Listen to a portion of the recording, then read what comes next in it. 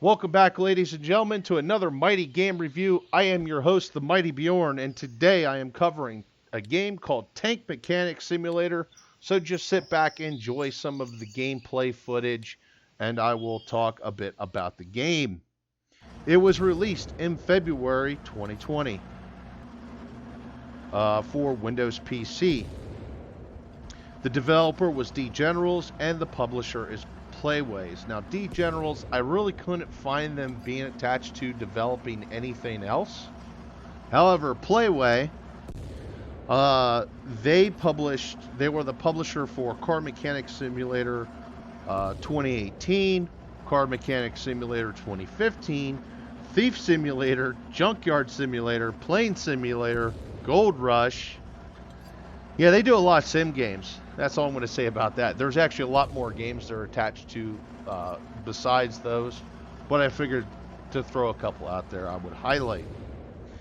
And in general sense, in general terms, the idea is you're either contracting to restore tanks for other museums or customers, private owners, whatever, or you can go out and actually go on extraction digs and find tanks to dig up, and they're actually for your museum or private collection, or you can sell them. There's also tanks you can buy out in your yard, which is the same thing. Now, those tanks are generally very bare bones. There's not a whole lot to them. You're more or less buying a hull and maybe a couple of the parts there exist for that tank. But then you're going through the process of doing a full restoration on the vehicles and get them back into running shape.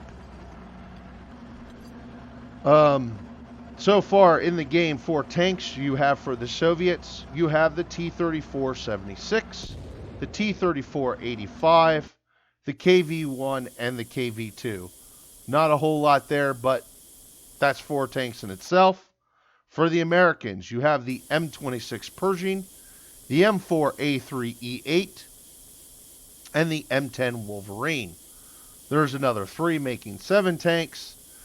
And then for Germany, you have the Panzer IIIJ, the much more rare Panzer IIIM. I've actually only done 2 of those in my 55 hours of gameplay. The Tiger 1, the Panther A, the Stug 3G, the Panzer 4G, and the Schutzen Panzer Wagen 251/1, also known as the Hanomag. I think I said that correctly. I'm not sure. Actually, it may be Hanomag, but it's the German half-track. Now I'm going to just dive on in here to my likes and some of my dislikes and some of the things that were just kind of nah. The first thing I'm going to dive on into here is the tank models. A lot of the tank models to me seem fairly accurate. There's a couple of tank models that definitely stands out as not being 100% accurate, and some of the things is a lot more simplified than the real tanks are. I actually kind of like that. I mean, I'm not one for the whole full simulator games. This is actually the first simulator game I've bought in, gotta be at least 10 years, maybe longer. So I'm not a big sim guy, and that was actually quite pleasing to me that this is actually not a full-blown, full detailed simulator. So part of that is also the simplicity of it. While it is a roundabout simulator game, it's not fully detailed as some simulator games can get. So actually, don't let the whole tank mechanic simulator, the simulator part of the title, scare you off. I do like the extraction digs. Some of that's actually my favorite parts of the game because it gets you out of the garage, it gets you out in the world, and it gets you doing something else other than restoring tanks. Most of your time is actually probably going to be in the garage. So the extraction digs helps break up the monotony of always being in the garage doing work on tanks. And also with the extraction digs, you can also find other little interesting items such as Colt 1911s. I found M3 grease guns. I found MG 34s. I found Browning 30 cal machine guns. I found different kinds of metals, most of them being German. So there's that. And I've also found some TT 33 pistols. There's also the Russian submachine gun that's also supposed to be in the game, but I have not seen a Russian submachine gun yet. There is a driving course that you could do. So once you get that upgrade, once you get done with a tank at 100%, you can actually take it out on your driving course and do some driving with it. As well as there's also a shooting course. But I want to dive in a little bit on the range. And I actually don't like the range as much as I do the driving course. There is some customization in the game. You can actually change the colors of the tanks. You can do custom colors. You could do camouflage patterns, although the camouflage patterns I feel could be a little bit better when it comes to doing the camouflage. And I feel there could be more options as well. There's actually not a lot of options. And even in the realm of German camouflages, not even all the common historical options are actually there. As well as you can do numbers, you can do emblems. I actually, as a customization, I did a captured KV1. So instead of doing the Russian markings on it and the Russian colors, I did German colors with a German camouflage scheme. And I actually did German markings on that KV1, and it's actually in my museum. The other thing I like on the range with the armor piercing and the HE ammo, there's actually differences in the velocity. I'm not so sure about the velocity, but there's actually differences in the ranging. The armor piercing rounds, they tend to have a straighter trajectory. They fly faster. With the HE ammo, I noticed those shells actually drop a bit quicker. That is actually fairly accurate because HE ammunition tends to actually be heavier than actually your armor piercing ammunition due to the fusing, the casing to surround the explosive, and then the explosive itself. So actually your high explosive, your chemical effect rounds tends to be a heavier munition over your armor piercing rounds, which tends to be fairly thin. I like that. On the range, you can also use the coaxial machine guns if you have a coaxial machine gun. You can also mount the bow-mounted machine guns. Now, the one thing I didn't like, and it took me a bit to find out about it, is if you actually take the machine guns out, there's a really tricky way of putting them back in, and somehow I tripped over that by complete accident. I thought once you pulled them out, that was it. They were out. You couldn't put them back. That's something the game doesn't actually explain. And it would be nice if there was maybe a guide to explain that or something along those lines. I do like the museum, and the museum. One nice thing about the museum is you can actually set ticket prices with your museum. It's based on your reputation, and you can actually make additional money off of your museum, as well as the money you make from restoring tanks. Now, my neutral part didn't I didn't feel they were enough to be a negative, but there's some positives and there's some negatives to both. Is the range is well, the range could really use some more work. I mean, it is kind of generic per se, and it's not perfect, but it's not bad. It gives you something additional to do. However, that being said, for the amount of points I spent to get the um, tank range upgrade, I kind of felt let down by the tank range. The driving mechanics I feel are a little bit sloppy. The thing I'm going to point out is it sometimes it feels like the tanks that you're just kind of driving around a board, and they don't really drive very well on the roughness of the driving range ground. Also, the driving range ground, some areas of the driving range could actually be improved, especially that first hill all the way to the right as soon as you start driving. There's only like two tanks that can get up that hill if you go straight on. You have to kind of angle in and turn into it and stuff like that. It's hard to explain. I've done it many times on my stream, though. I feel the game could use more tanks, although it does have a decent amount of tanks to keep you occupied. Besides the fact it just doesn't have tanks, it also has a half track as well. So who knows? Maybe down the road we might see some more half tracks, wheeled vehicles, things of that nature.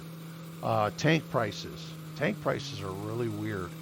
Let me dive on into that. So to restore a Tiger tank is a lot of work. Also, a Tiger tank should be a rare tank, although it's a bit more common than it probably should be in game. It's one of the more common tanks, actually, even more common than the American vehicles. Um, I only range, give or take, 64, 65,000 off of a fully restored Tiger tank, and it's a lot of work to do a Tiger tank because of how the suspension is set up. Overlapping road wheels, what can you expect? That being said, for less work, less time, less effort, I can do a fully restored Panzer IV and get almost 100,000 out of it.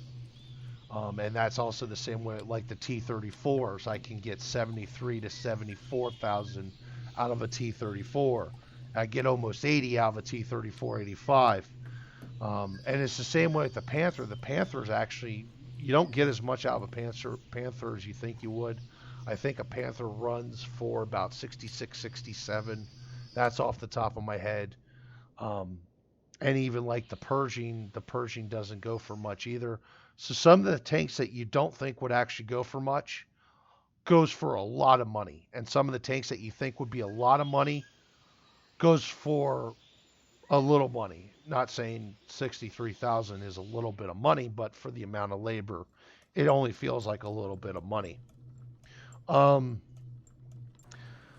okay, so there was a recent update where they did some changes to the sounds for the Sandblaster and the paint gun, and honestly, I really don't like it. The Sandblaster sounds pretty good. It sounds like a Sandblaster.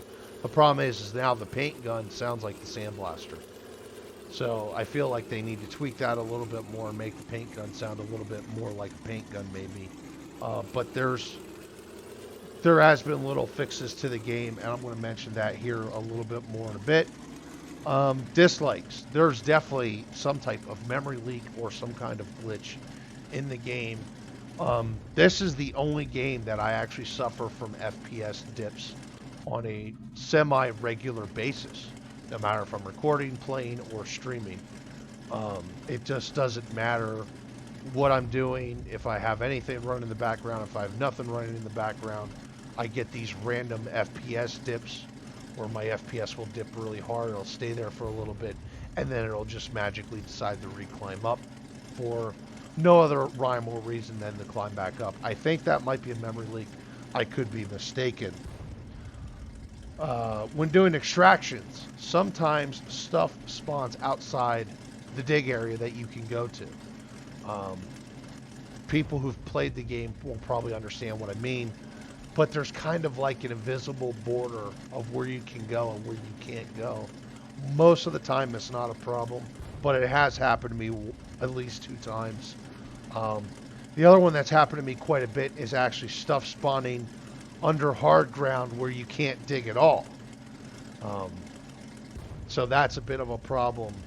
Blueprint prices are ridiculous. There's no point of actually buying blueprints, from what I've learned. You're going to spend $400,000 or $500,000 on blueprints, sometimes more. And the problem is you would have to build a hell of a lot of tanks from the ground up, or even just build your own parts to make that worth your money. Honestly, what I'm finding is the best route to go is just to buy the parts, even though you're paying more for the parts. You would have to play a heck of a lot of Tank Mechanics Simulator to first bundle up enough money to buy the blueprints, and then make it worth your while actually spending that money for those blueprints. And then tanks, some of the tanks are missing parts, or some of the tank parts are in the game are actually incorrect. Oh, I'm going a little long here. So, well, that's all right. I'm getting ready to wrap this up anyway. So let me dive into the tank parts. The most notable ones I spotted was the side hull of the T-34, which this goes for both the T-34-85 and the T-34-76. Has a plate welded to the rear, and what that's for is to kick the uh, track pins back into the T-34. Long story of how that would work out. You'd have to watch more on that from some other places. The Chieftain actually explains it really well. Um, but basically, what happens is because of how the tracks are set up on the Russian tanks, the track pins actually work their way out on their own. And to correct that problem, they welded a piece of steel onto the side of the hull to kick the track pins back into place so the track don't fall apart. That is not present. The next thing to point out is the M4A3E8.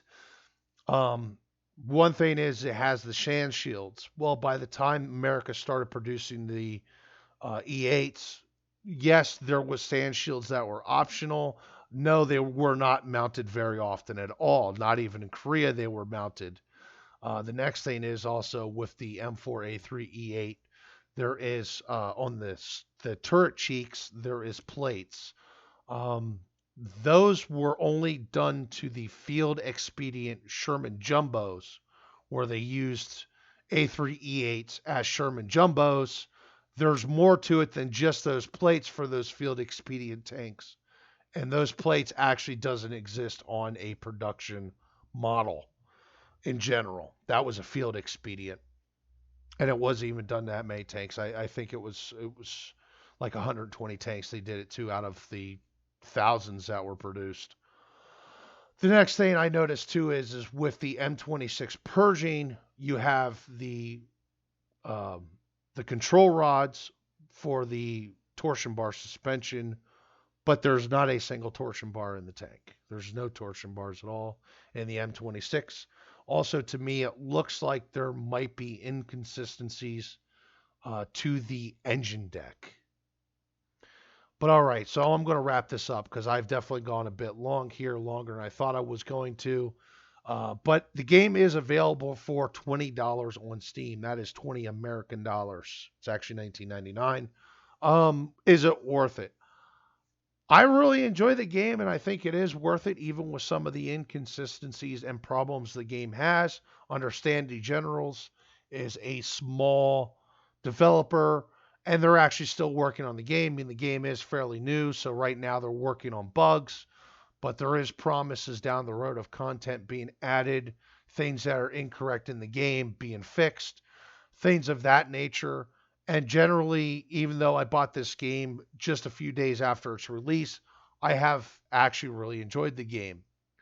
You know, it's a good game just to kick on some music and just more or less have some fun, blow off some steam. But anyway, folks, thank you very much for watching my review for Tank Mechanic Simulator. Hopefully you enjoyed it. And if you have any questions, you know where to leave them down below. Thank you very much again for watching, and have yourself a great week.